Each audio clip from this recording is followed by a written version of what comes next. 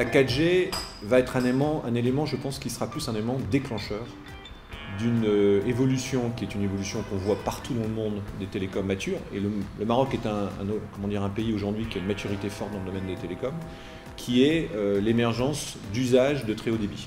Et j'ai bien l'émergence parce que pour l'instant on n'en est pas à l'explosion. Mais on a une accélération.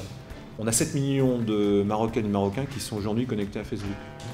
On a 16 millions de Marocaines et de Marocains qui très régulièrement vont surfer sur Internet.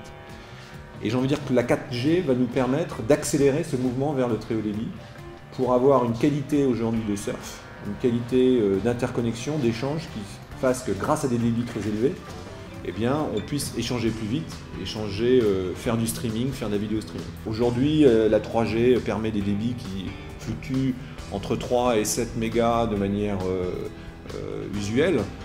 On va pouvoir passer sur des débits qui pourront atteindre jusqu'à 40, voire même jusqu'à 100 mégas. De la même façon, pour les entreprises, parce qu'il ne faut pas oublier pour les entreprises, la 4G va permettre le développement de très haut débit. Les entreprises iront vers la 4G assez rapidement.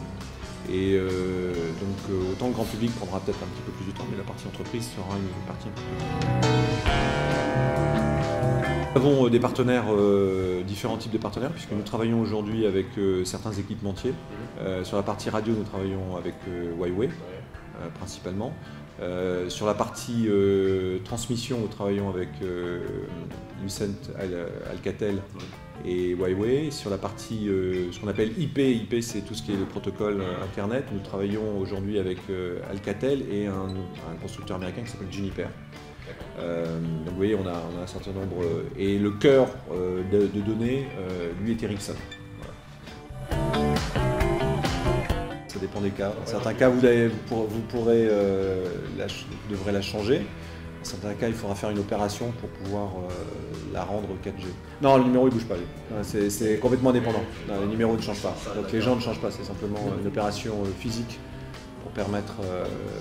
Mais de la même façon, vous aurez surtout besoin de changer de terminal. 98% des terminaux aujourd'hui qui sont utilisés au Maroc ne sont pas 4G. Donc vous voyez, donc les gens changeront de terminaux et à ce moment-là pourront changer de carte SIM.